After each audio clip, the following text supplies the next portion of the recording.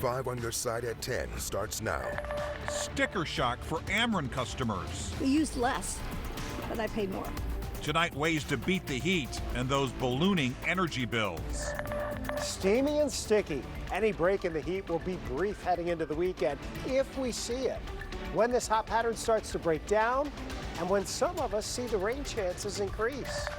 Employee encounters turning violent. I was going to go into this Walmart. I had no idea that this happened in here. The latest string of workplace violence in the metro. 5 on your side starts now with a weather impact alert.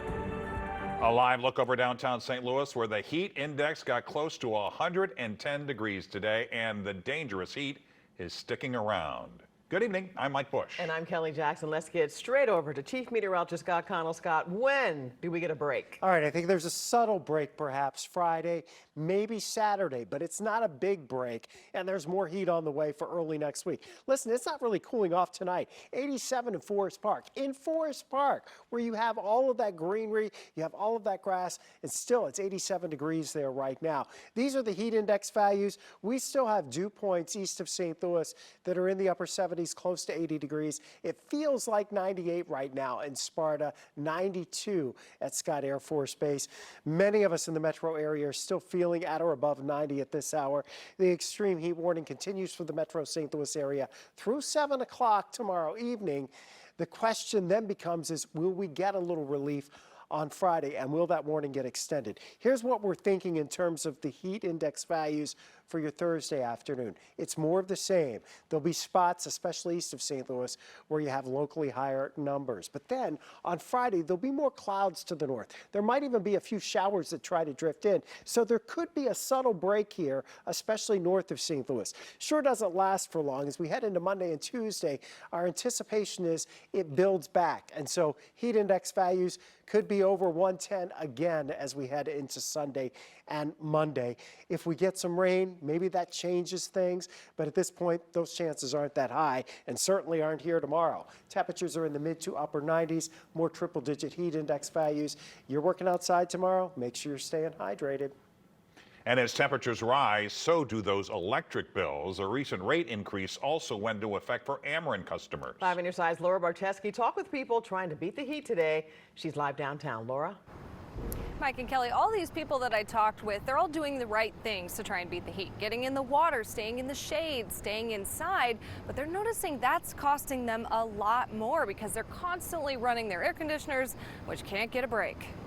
Very hot. Yeah, it's very hot today. The heat isn't stopping people from getting outside, finding some water to cool down, boating in Forest Park, taking a walk, and going to the Muni. This is what we do in St. Louis. We come out and we enjoy ourselves. That's not to say they're not spending a lot of time inside running their air conditioners. All the time.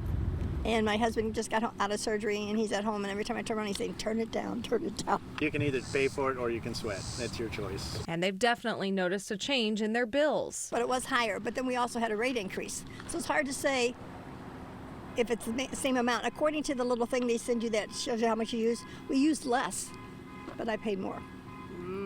So I think it's more the rate increase. That rate increase she's talking about went into effect June 1st. Ameren says it's for major electric system upgrades, and the average bill increased by about 12%, which is about $14 more per month. Consumers Council of Missouri Executive Director Sandra Padgett says that 12% is substantial. We've done a study and we found that Ameren electricity rates and Spire gas rates are increasing at a rate higher than national inflation and higher than Missouri job wage growth. So it's very difficult, and it's also enabled by some of the legislation that we have in our state. Ameren Missouri says residential rates remain below Midwest and national averages, but families are still struggling. They're having to make decisions between buying food or paying their utility bills. Ameren says they do have a number of programs to help with the cost, like the Keeping Cool program.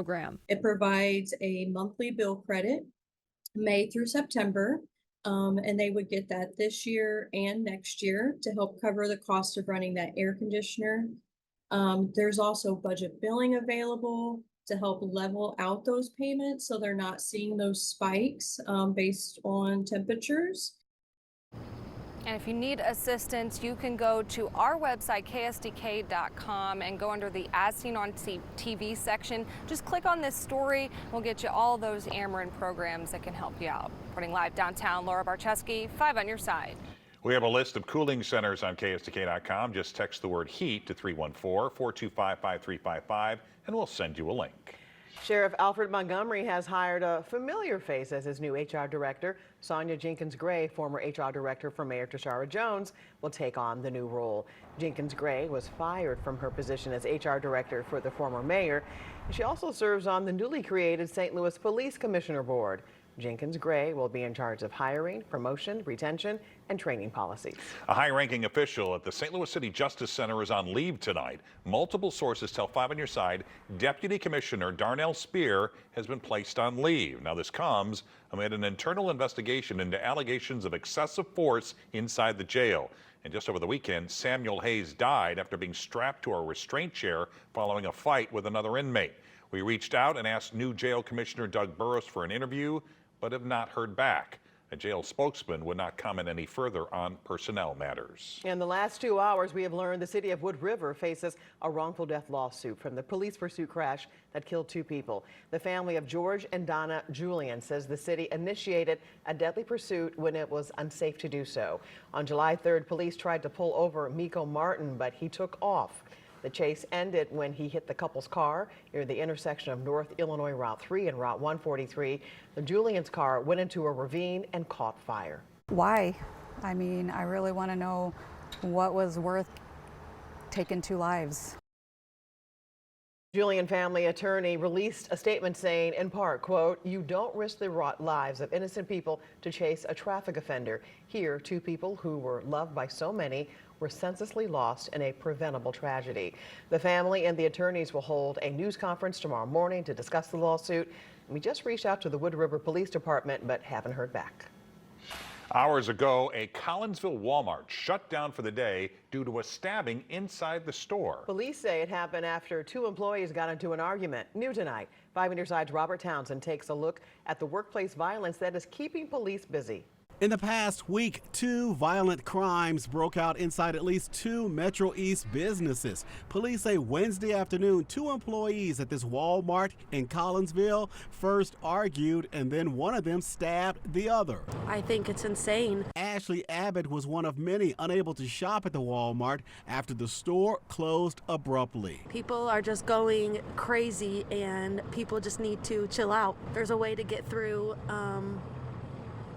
conflict without guns and knives. Prosecutors have charged Tanika McKenzie with aggravated battery in connection with a violent incident inside this Belleville McDonald's last Wednesday. Investigators say McKenzie hit manager Kathy Bledsoe in the face and head after the 2 argued. Bledsoe then allegedly shot McKenzie in her leg.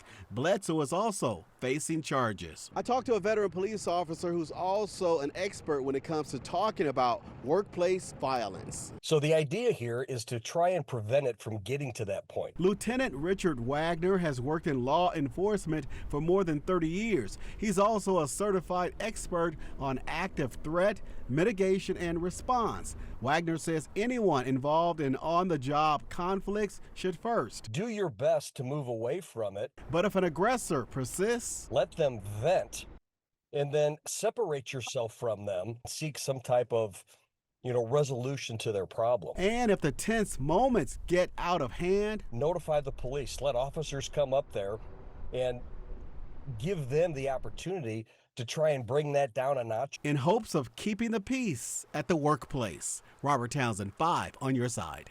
Police arrested the one Walmart employee. They say the other workers' injuries are not life-threatening. A Walmart spokesperson said the company is working with police as they investigate. Tonight, a St. Peter's woman awaits her sentence after pleading guilty to torching multiple businesses in Puerto Rico. It happened on New Year's Day after Danielle Bertozzi was kicked out of a bar. Police say she came back with a gas can and started a fire. The bar and a neighboring hotel and souvenir shop were destroyed. The St. Louis Puerto Rican Society hosted a fundraiser for the businesses affected by the fire. I was glad that Ms. Bertozzi appears to be taking responsibility for her actions. And really, I think this just shows how the community stepped up Tilothy will be sentenced October 20th. Her attorney says both parties agreed to recommend a sentence of 5 years, which is the mandatory minimum. Tonight, Planned Parenthood is responding to a lawsuit from Attorney General Andrew Bailey. The lawsuit accused the organization of lying about the safety of the abortion pill mifepristone. At a gala last night, Bailey announced the lawsuit, saying the drug is deadly. Just hours ago, the Planned Parenthood Federation of America responded, saying in part, quote, mifepristone is safe, effective, and has been used by more than 7.5 million people in the U.S. AG Bailey will stop at nothing to block Missourians from getting care. Because of him, for beautiful, genuine, compassionate people were taken from this world. Tonight, the families of 4 murdered Idaho college students have justice. An emotional sentencing hearing filled with impact statements from family members of the victims. A judge sentenced Brian Kohberger to life in prison without parole. You just heard from one of the 2 surviving roommates who gave an impact statement today. Zaina Kernodle, Madison Mogan, Kaylee Concalves, and Ethan Chapin were killed inside their college house in November of 2022. Kohberger took a plea deal to avoid a trial and the death penalty. At the sentencing today, many friends and family had time to share their thoughts. It was a mix of remembering the victims and shaming Kohberger. We will grow old without our only child, our bright, beautiful friend and daughter. Stupid, clumsy, slow, sloppy, weak, dirty. Let me be very clear. Don't ever try to convince yourself you mattered. Kohberger only responded when he was offered the chance to speak, and he declined. Problematic pet care inside the St. Louis County Animal Shelter. There was a lot that we did that, in my opinion, I think was harmful. 19 dogs put down after a parvo outbreak. So when did that come about, the realization of intake protocols not being followed? It was really when we started to get our cases. Tonight, the county health director is talking only to 5 on Your Side about correcting the future of animal care and control. Your pets don't like this heat either, so take care of them and yourself. The triple-digit heat indices linger for a few more days. We're tracking some changes, but you may have to wait a bit. New tonight, a story you'll only see on 5 on Your Side. What's next for St. Louis County Animal Care and Control after 19 dogs were put down during a parvo outbreak?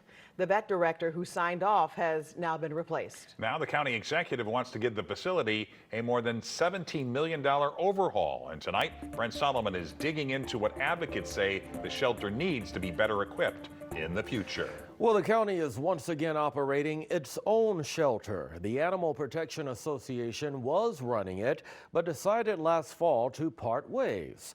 Months later, there was a parvo outbreak. The shelter also failed 3 rounds of inspections before getting its license back. The county's health director, who only sat down with me, says after all that's gone down this year, they're turning things around. Of course, I didn't agree with, that number of dogs being euthanized. It's a candid conversation with the head of St. Louis County's health department. It was devastating. Dr. Kanika Cunningham opening up about the euthanizations her former veterinary director ordered here at the county's Animal Care and Control Shelter in Olivet. There were 3 to 4 dogs I was aware of that was actually declining. A parvo outbreak that started in April quickly spreading. What would start as just a few dogs being put down eventually jumped to 19. Cunningham says the vet director did it without her knowledge. In May, Douglas Pernikoff would resign. When it comes to parvo, you're going to have some parvo at a shelter. It's just, it's in the environment, it's in the soil. It can live in the soil for a year, but for it to spread the way it did to that many dogs. Animal welfare advocate Shannon Latsky says the disease is treatable with the right resources. The standard treatment that's always been kind of the gold standard is where they're hospitalized in a veterinarian clinic, and they're given fluids and palliative care, and we watch their diet and all that kind of thing, and different medications that can be given, and that has a really high success rate. She also points to other options like foster care until the animals are whole again. Pernikoff told county council members necessary medication was too costly and it was difficult to isolate the first dog when it got sick. They started to use the garage as a place of isolation. That was the only space we were able to have to separate dogs. And of course, we were still bringing in more animals. And what happened, we had to use the hallway sometimes too. Cunningham says the outbreak exposed a need to rethink things. We learned a lot. We don't have proper isolation or quarantine areas. We didn't have access to medications readily available or the proper equipment to be able to provide, sub-Q IV fluids. County Executive Sam Page now working to convince County Council to approve $17.8 million in RAM settlement money to address critical needs. Infrastructure improvements, retrofitting the vet office and exam rooms, larger kennels. As the shelter awaits the council's vote, Cunningham already has a game plan. We did mock inspections at our all staff meetings. We made sure that staff was aware of proper kennel spacing and sizing. When people bring in dogs, we have to make sure they're in a proper size kennels. And we've been cited historically for that. And she says ramped up procedures to properly clean and disinfect the shelter. It almost sounds like an overhaul. Yeah, it is. In many ways. It is. And you do have, some of our long-term staff who have decided to resign because they don't like the direction that we're going. It's the price paid to shift gears. A renewed sense of determination and intention now fueling the drive to get on the right track. I'm not going to lead a health department in which we're not providing quality care, whether you're human or animals. I'm just not going to go back there. Another problem they're addressing, staff not vaccinating new animals that are brought in before they're exposed to animals already at the shelter. Cunningham also says there's a big focus right now on getting in more volunteers. And they just launched a foster program to help ease overcrowding. You can watch my full interview with the health director when you click on this story on KSDK.com. And Chief Meteorologist Scott Connell is back with the weather impact forecast. As we're talking animals, always make sure that you keep your animals inside with this heat. Yeah, for sure. In the air conditioning, and if they are outdoor animals and don't normally come inside and you can't make that adjustment, make sure they have shade, for heaven's sakes, and plenty of water. We just did drop to 89 degrees, so it's the first time we've been below 90 since earlier today, much earlier. The storm focus out to our north and west. While those storms are pretty intense across parts of Nebraska, up into Iowa tonight and farther to the north, that doesn't have any impact on us tonight, nor will it really have much of an impact on us for tomorrow. Tomorrow night into Friday, perhaps that plays a role in what we'll see. Dew point temperatures, they're still pretty miserable. 72 is actually one of the better readings around the area. That's at Lambert, 70 in Rolla. That's not too bad when you look at Sparta at 81, 78 at Mount Vernon, 79 for your dew point in Alta. Those are high. It's about as high as it gets when it gets into the lower 80s, and that's what pushes those heat index values so high. Today, Scott Air Force Base hitting 115 degrees. That's what it felt like this afternoon. Centralia was 113 before some showers and thunderstorms popped up there, even downtown, right around 109, 110 this afternoon. So through next Wednesday, we're dealing with significant heat and humidity. Yes, there may be a little bit of a break on Friday, perhaps Saturday. Depends on the rain, depends on the clouds, but we're still thinking for most of us, especially in the metro, heat index values will stay above 100 and likely above 105 for many of us. This is tomorrow afternoon. Here's Friday. There's your little subtle break up to the north, feeling like it's in the 90s, close to 100 instead of above 100 to 105 degrees. But that heat builds back in on Saturday and Sunday across the bi-state area. Right now in St. Louis, we do have mainly clear skies, 89 degrees, south winds light. We hit 97 today, but the morning low was only down to 80. Tomorrow morning, we're thinking about 81 degrees for the low temperature. And then, boom, we're back to 91 by 11 o'clock. Mid to upper 90s tomorrow afternoon. Again, the heat index in St. Louis above 105 degrees. Futurecast does try to bring in some showers here. This is Friday morning. Most of it's to the north of us, but it does put down a little boundary. Maybe that kicks something off for us, and the extra cloud cover could perhaps provide us with a little bit of relief in terms of temperature. But I don't think we're getting rid of the humidity here. And lows Friday night are still around 80. Going into Saturday, there is a chance we'll still see a few thunderstorms. That chance is still to be determined. Sunday, a low chance as well. And then by Monday and Tuesday, we're back into the upper 90s. So that dangerous heat continues. And a reminder, Cool Down St. Louis, they've given away all the new air conditioners that they had. They need more new air conditioners. You can make an easy online donation to help out at cooldownstlouis.org. All right, Scott, important information. And here's Frank with sports. Mike, wait till you hear what Ali Marmol said about his team. Good news for Jordan Goodwin. And on Frankly Speaking, I will tell you who is the best relationship guy in coaching today. We'll be right back.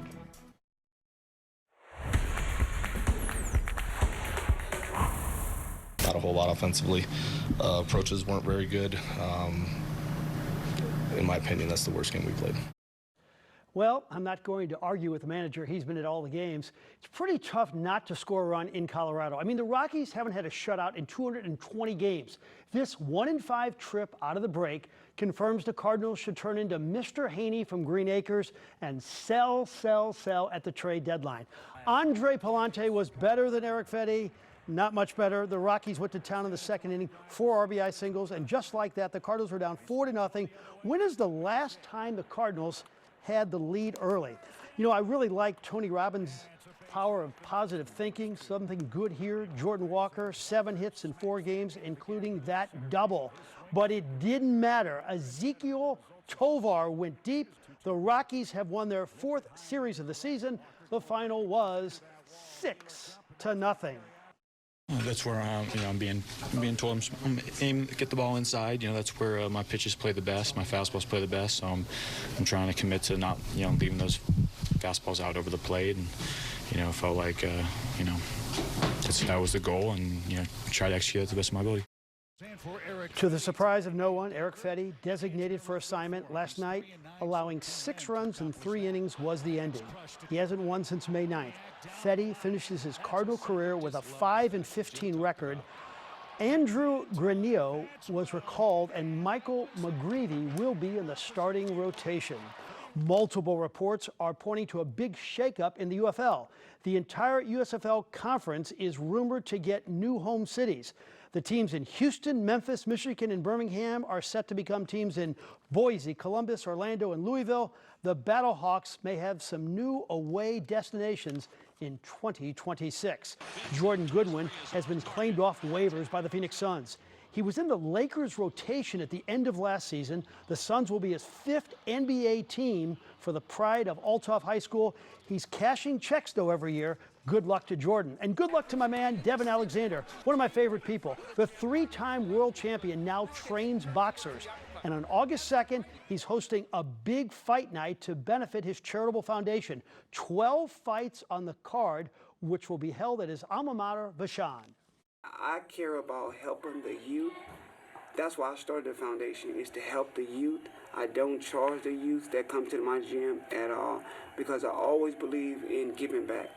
Like you just said, Frank, you knew me when I had nothing. And for me to come back and do this event, God somehow chose me. It's an amazing feeling to be able to come back and give back like this. Finally tonight, a word about Dennis Gates, the head basketball coach at Mizzou. I was at the airport the other day at 4:30 a.m., saw Coach. He was flying to Las Vegas to be there to watch Caleb Grill and Tamar Bates play in their first NBA Summer League game. He said, I need to be there for them. He's one of the great relationship guys in college sports, and it's paying off in recruiting. He got Jason Crow, the 2nd highest ranked recruit in program history.